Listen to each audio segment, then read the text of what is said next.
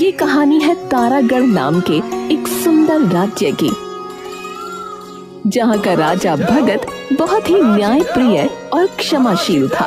उसी राज्य के एक गांव में रहता था विनय, जो कि पेशे से मोची था और उसके परिवार के नाम पर सिर्फ उसकी माँ थी। अच्छा चलता हूँ माँ, शाम को आऊंगा। बेटा, आज थोड़े ज्यादा पैसे लेकर आना। मेरी तबीयत दिन पर दिन बिगड़ रही है, मुझे दवाई की जरूरत है। ठीक है माँ, आप फिक्र मत करो, आज मैं औषधि लेता हुआ ही आऊंगा वैद्य जी के पास से। ठीक है, मैं इंतजार करूंगी। विनय घर से निकल गया।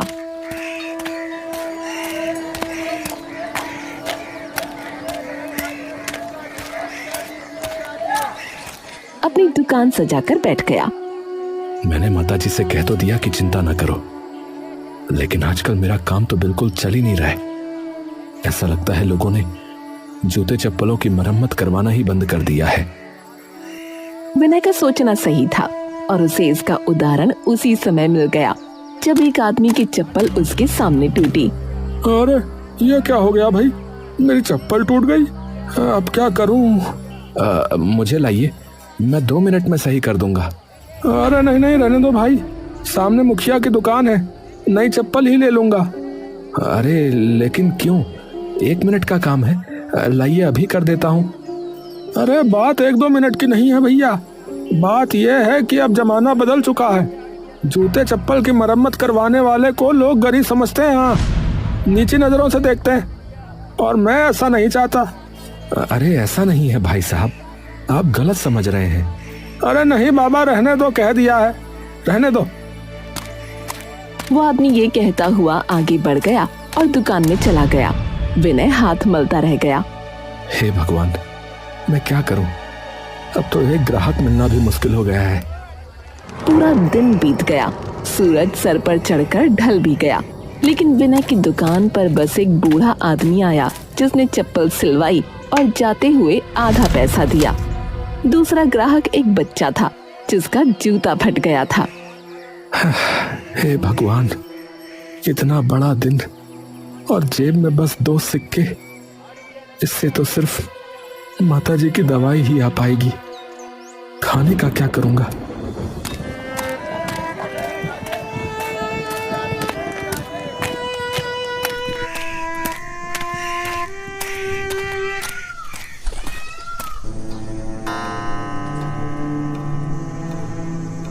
उसने वैद्य जी से जाकर माँ की दवा ली और घर की ओर चल पड़ा। रास्ते में उसके कदम भारी हो चुके थे, जैसे हर कदम उसकी बेबसी की गवाही दे रहा हो। माँ, बस तुम्हारे लिए ही तो कर रहा हूँ ये सब, वरना मेरा क्या ही है।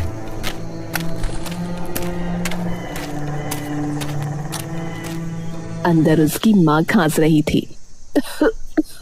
सर झुकाकर विनय ने कहा, माँ, घर में कुछ खाने को है या नहीं? अरे बेटा, घर में कुछ होता तो बात ही क्या थी, तू नहीं लाया क्या कुछ? तभी सामने से पड़ोसी रतन आता है। अरे अरे, क्या हो रहा है यहाँ? भूखे मर रहे हो क्या? भैया, थोड़ा सा बचा हुआ खाना मिल जाए तो। ओहो मोची महाराज, अब खाने के लिए भी पड़ोसियों पर निर्भर है? ले लो ले लो, वही देने आया था, वैसे भी फेंकने ही वाली थी वो। रतन बेटा, इस तरह मत बोल। अरे जो सच है वही बोला, ऐसा क्या बोल दिया? रतन हंसते हुए निकल गया।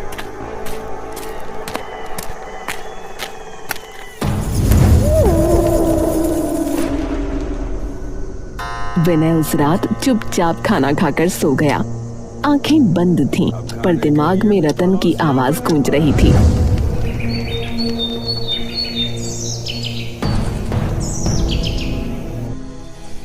अगली सुबह बाजार में हलचल थी, सब लोग एक जगह जमा थे।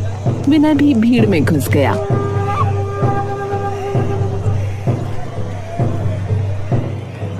अरे सुनो मेरे प्यारे गांव वालों, शहर से लाया हूँ जादुई यंत्र।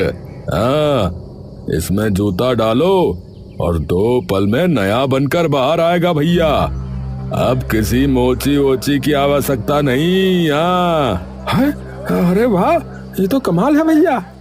अरे मोची का तो काम ही खत्म भैया, फिर इसका मतलब। ये सुनकर विनय के पैरों तले जमीन खिसक गई। उसकी आंखें नम हो गईं। वो सीधा मुखिया के पास गया। मुखिया जी, आपने ऐसा क्यों किया? मेरा तो धंधा ही खत्म हो जाएगा। धंधा? अरे कौन सा धंधा? वही जिसे करके तुम बहुत अमीर हो गए थे, वही। रोज नोटों की बारिश होती थी है तुम पर, है वही वाला? अरे पहले भी कंगाल थे और अब भी रहोगे, समझे? चलो हटो यहाँ से। पीछे से टोलियां बनाकर लोग उसका मजाक उड़ाने लगे। अरे अब क्या करेगा रे विनय? भैया भीख मांगेगा और क्या करेगा? अरे भैया, इसकी किस्मत में तो दुखी लिखा है भाई। अरे ये तो अपशकुनी है, अपशकुनी है।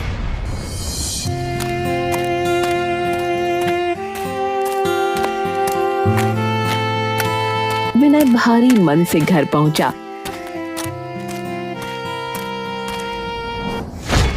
बेटा, क्या हुआ?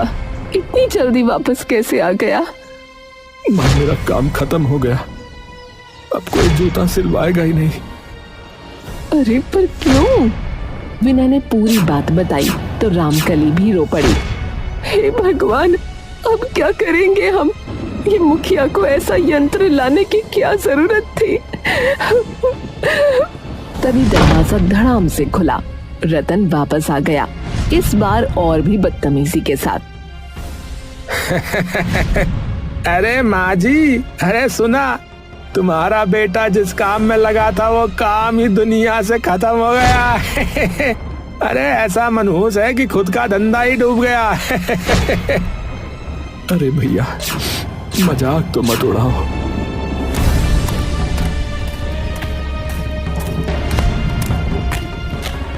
भगवान जाने सब क्या हो रहा है और क्यों हो रहा है।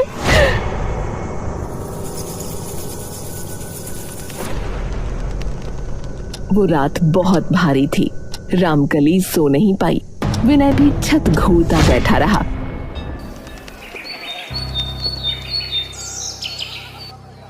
अगली सुबह विनय की बहन सरला और उसका पति गौरव आ गए। दोनों घर में कदम रख ही रहे थे कि दहलीज पर रखे विनय के औजारों में से एक टांका लगाने की सुई गौरव के पैर में चुभ गई। अरे ये क्या है? गौरव लड़खड़ाया और दरवाजे से जा टकराया, जिससे उसके सर से खून आ गया। सरला तो ये देखकर जैसे बिदक पड़ी। हे भगवान, मेरे पति को इस घर में कदम रखते ही चोट लग गई। मनहूसियत फैली है यहाँ। मैं इस घर में 1 मिनट नहीं रुकूंगी। चलिए जी यहाँ से।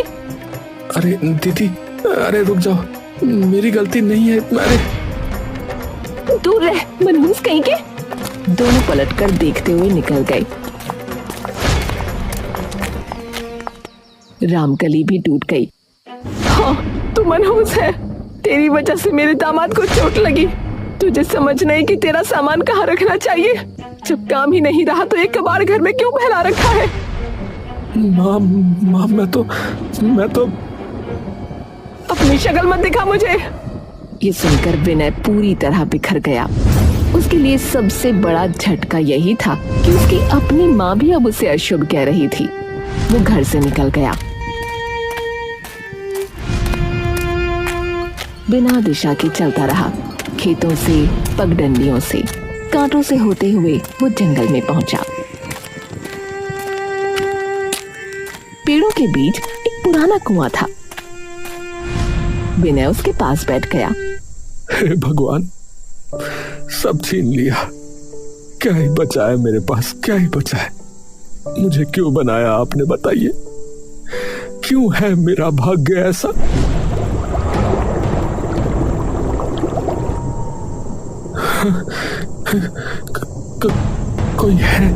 कोई है क्या? अचानक उसका पैर फिसल गया। वो धड़ाम से कुएं में गिर पड़ा।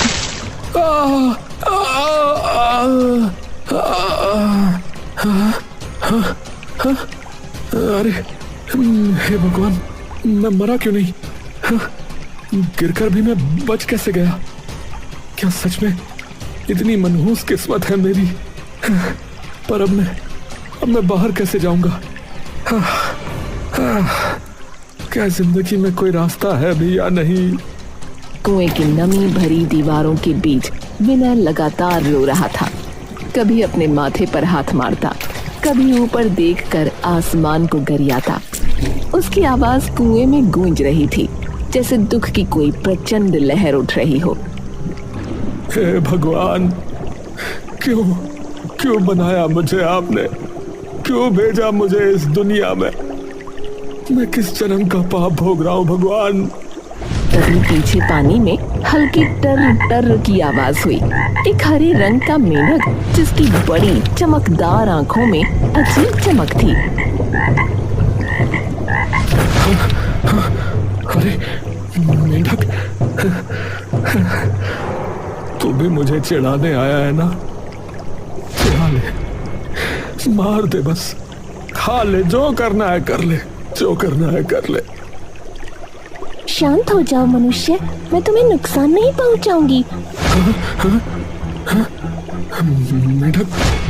मेढक बोल रहा है? कहीं मैं सच में मर तो नहीं गया? हे भगवान, मैं असल में एक परी हूँ, श्रापित परी। एक दुष्ट राक्षस ने मुझे मेंढक बना दिया, क्योंकि मैं उसकी जादुई किताब चुराते हुए पकड़ी गई और उसके जाल में फंस गई। उसने मुझे मेंढक बनाकर इस कुएं में डाल दिया। बचने का तरीका सिर्फ एक था कि जब कोई इंसान मुझे छुएगा तब मैं अपने असली रूप में लौट पाऊंगी। मुझे कुछ समझ में नहीं आ रहा है। बस मुझे छू लो। विनय कुछ पल डरता रहा, फिर धीरे से उस मेंढक को छुआ। उसके हाथ के छूते ही चमकदार रोशनी निकली, मेंढक गायब हो गया और उसकी जगह एक सुंदर परी प्रकट हुई। मैं मुक्त हो गई। तुमने मेरी सालों पुरानी कैद तोड़ दी। फिर उसने विनय का हाथ पकड़ा और उड़कर उसे कुएं के बाहर ले आई। अब बताओ, तुम अपनी किस्मत को क्यों कोस रहे थे? क्या बताऊं देवी, मेरी माँ बीमार है, मेरे पास काम नहीं है और लोग मुझे मनहूस कहते हैं। पड़ोसी ताने देते हैं, बहन तक अपशकुनी कहकर चली गई। और तो और मेरा धंधा, मोची का काम भी पूरी तरह से खत्म हो गया है। तुमने मुझे आजाद किया है विनय, तुम्हारे लिए मैं कुछ भी कर सकती हूँ। बोलो, तुम्हें क्या चाहिए? एक महल जिसमें तुम अपनी माँ को लेकर राजाओं जैसा जीवन बिताओ? नहीं, मुझे महल नहीं चाहिए। मैं बस इतना चाहता हूँ कि मैं अपनी माँ का इलाज कर सकूं और अपने काम से पैसा कमा सकूं। मेरी कला ही मेरा सहारा है। आजकल कौन ऐसा इंसान मिलता है जो महल को ठुकरा दे? तुम सच में बहुत प्यारे और सच्चे हो विनय। परी ने अपनी चमकदार छड़ी घुमाई, हवा में सुनहरी रोशनी भर गई। सुनो विनय, आज से जिस भी जूते या चप्पल को तुम छुओगे वो पल भर में ठीक हो जाएगा। तुम्हारी कला अब दुनिया में सबसे अनोखी होगी। पर मेरे गांव में तो ग्राहक ही नहीं बचे, मैं अब क्या करूंगा? फिक्र न करो, जो जादू मैंने किया है उसके बाद कोई कमी नहीं होगी। जाओ, तुम्हें एक ऐसा ग्राहक मिलेगा जो तुम्हारी पूरी जिंदगी बदल देगा। विनय का दिल खुशी से धड़क उठा।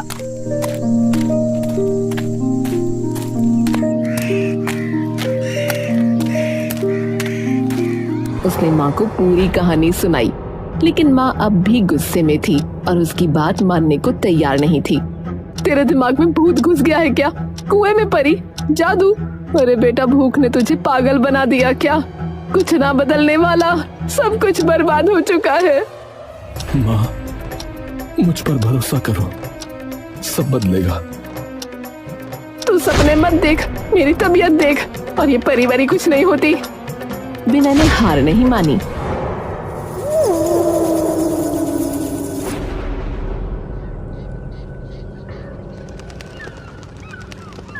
सुबह सुबह जल्दी उठकर अपना पूरा मोची का सामान समेटा और बाजार पहुंच गया।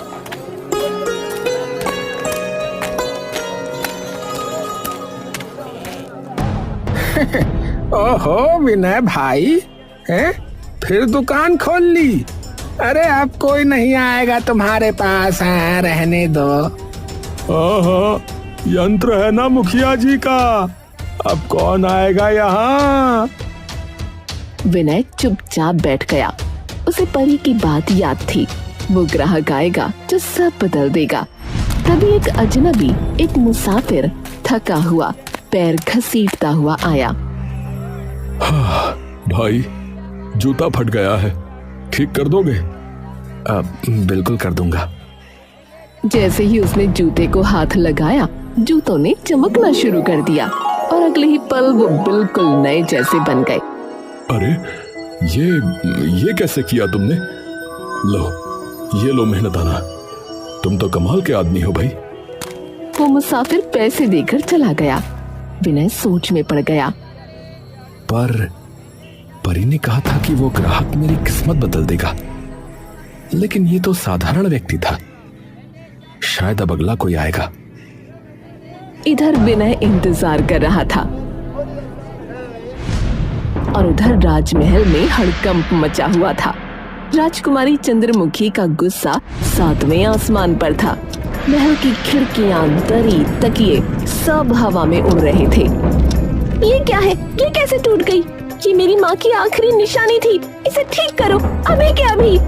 शांत हो जाओ बेटी, कोई न कोई उपाय अवश्य होगा। अरे सुना, अरे राजकुमारी की शीशे की ऊंची एड़ी वाली चप्पल टूट गई।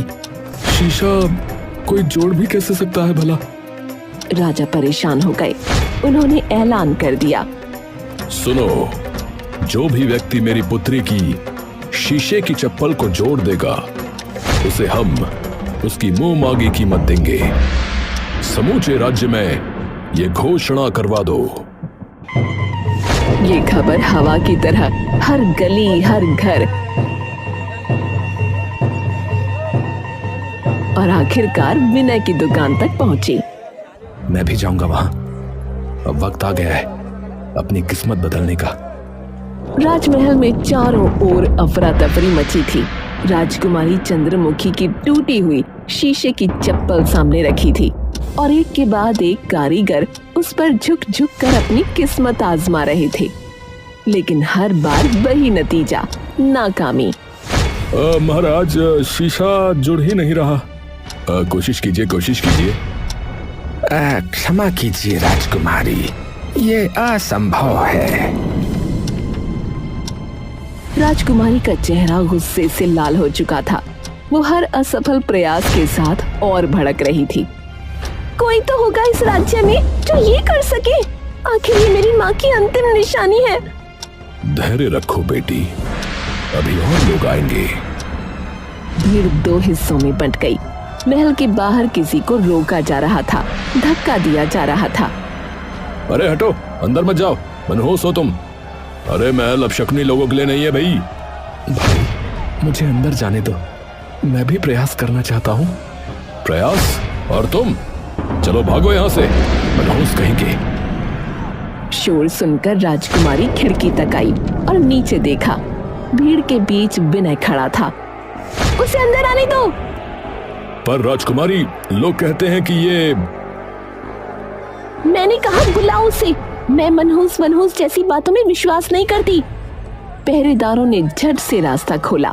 भीड़ में फुसफुसाहट शुरू हो गई, लेकिन विनय चुपचाप अंदर आ गया, जैसे भाग्य उसे बुला रहा हो। तुम ये चप्पल ठीक कर सकते हो? प्रयास नहीं करूंगा राजकुमारी, बस कर दूंगा। उसने धीरे से टूटी हुई चप्पल उठाई। जैसे ही उसके हाथ शीशे पर पड़े, एक सफेद चमक फैली और पल भर में चप्पल फिर से वैसी ही हो गई जैसी राजकुमारी की माँ ने उसे दी थी। हाँ, ये क्या? अरे भाई, ये कैसे हुआ? अरे भाई, ये क्या हो गया? अरे भाई, ये क्या? हे प्रभु, ये मैं क्या देख रहा हूँ? हे ईश्वर, ये मेरी आंखें क्या देख रही हैं? अरे चमत्कार! ये तो चमत्कार है। राजा अपनी जगह से उठकर पुत्र, बताओ तुम्हें क्या चाहिए? स्वर्ण, हीरे, मोती, महल? महाराज, मुझे तो सिर्फ मेरा पारिश्रमिक दे दीजिए, बस वही जो मेरे काम का मूल्य है। राजा कुछ पल तक उसे देखते रहे, फिर बोले, विनय, तुम्हारी सादगी ने मेरा मन मोह लिया। आज से मैं हमारे अधीन जो छोटा सा राज्य है वो तुम्हें सौंपता हूं। भीड़ में सनसनी मच गई। विनय हैरान था, जैसे उसके कानों ने विश्वास करने से मना कर दिया हो। महाराज, ये कैसे स्वीकार करूं? मैं तो साधारण मनुष्य हूं। पर तभी तेज हवा चली, चमक फैली और परी प्रकट हो गई। पूरे महल में हलचल मच गई। राजा और राजकुमारी दोनों हैरान रह गए। विनय, जब तुमने मुझे मुक्त किया, मैंने कहा था ना, एक ऐसा ग्राहक आएगा जो तुम्हारी किस्मत बदल देगा। वो ग्राहक राजकुमारी चंद्रमुखी ही है। अब ये सब तुम्हारा है, इनकार मत करो। विनय की आंखें भर आईं। उसने सर झुकाकर राज्य स्वीकार कर लिया। तभी राजकुमारी चंद्रमुखी आगे बढ़ी। विनय, तुम्हारा चरित्र, तुम्हारी ईमानदारी, तुम्हारी विनम्रता, मैंने ऐसा कोई नहीं देखा। मैं तुमसे विवाह करना चाहती हूँ। पूरे दरबार में सन्नाटा छा गया। विनय भौचक्का रह गया। राजकुमारी, ये तो बहुत बड़ा निर्णय है। मैं पहले अपनी माँ से पूछूंगा। आप क्रोधित मत होना। सबकी नजरें दरवाजे की तरफ मुड़ी। वहां रामकली खड़ी थी। राजकुमारी जी, मुझे मंजूर है। लेकिन तभी एक भारी आवाज गूंज उठी। वो राजपुरोहित थे। मैं इस विवाह पर आपत्ति व्यक्त करता हूं। पर क्यों? एक मोची, वो भी एक साधारण गांव का व्यक्ति, एक राजकुमारी का वर कैसे बन सकता है महाराज? पुरोहित, मेरे निर्णय पर सवाल उठाने की हिम्मत कैसे हुई आपकी? राजकुमारी, मैं प्रजा की तरफ से पूछ रहा हूं। क्या ये युवक राजमार्ग, राजनीति और न्याय की बारीकियां जानता है? बात में तर्क है, पर इसका फैसला अभी हो जाएगा। राजपुरोहित, विनय से राज्य और राजनीति से संबंधित प्रश्न करिए, और विनय, तुम इन प्रश्नों के उत्तर दो। ठीक है? ठीक है। पहला प्रश्न, अगर राज्य के खजाने में अकाल के समय पैसे कम पड़ जाएं और तुम्हें यह तय करना हो कि पहले सैनिकों का वेतन दो या भूखी प्रजा को अन्न, तो तुम किसे प्राथमिकता दोगे? प्रजा को, क्योंकि सैनिक उसी प्रजा के बेटे हैं। जिस राज्य की जनता भूखी हो, वहां सैनिक भी ढाल और तलवार उठाने के लायक नहीं बचेंगे। ठीक है। मेरा दूसरा प्रश्न, यदि तुम्हारे सामने दो दोषी खड़े हों, एक अमीर जिसने चोरी की हो और एक निर्धन जिसने भूख में चोरी की हो, तो दोनों का दंड क्या होगा? दोनों चोर हैं, दोनों को बराबर दंड मिलना चाहिए। परंतु यह बात ध्यान रखने योग्य है कि अमीर की चोरी लोभ है और निर्धन की चोरी मजबूरी हो सकती है। इसलिए फैसला निर्धन की मजबूरी को समझकर होना चाहिए। बिल्कुल ठीक। मेरा तीसरा प्रश्न, अगर तुम्हारी मां, तुम्हारी पत्नी और तुम्हारा राज्य एक साथ संकट में पड़ जाएं और तुम्हें एक को ही पहले बचाना हो, तो किसे बचाओगे? मेरे लिए मेरा राज्य पहले होगा, क्योंकि मेरी मां, मुझे जन्म देने वाली, सदैव चाहेंगी कि मैं सही करूं, और राजकुमारी, मेरे साथ जीवन बिताने वाली, मेरे कर्तव्य को समझेगी, क्योंकि राजा का धर्म सबसे बड़ा है। राजा पर पहला हक उसकी प्रजा का होता है। राजपुरोहित हैरान और शर्मिंदा हो गया। महाराज, मेरे पास अब कोई प्रश्न नहीं। ये युवक सच में राजकाज के योग्य है। मैं अपनी आपत्ति वापस लेता हूँ। तालियां बजने लगीं। पूरा दरबार खुशी से झूम उठा। राजकुमारी मुस्कुराई। विनय ने झुककर अपनी माँ के पांव छुए। महल तालियों से गूंज उठा। कुछ दिनों बाद भव्य उत्सव हुआ। विनय और चंद्रमुखी का विवाह हुआ। रामकली को राजमाता जैसा सम्मान मिला और विनय, जो कल तक गांव में मनहूस कहा जाता था, आज पूरे राज्य का राजा बन गया।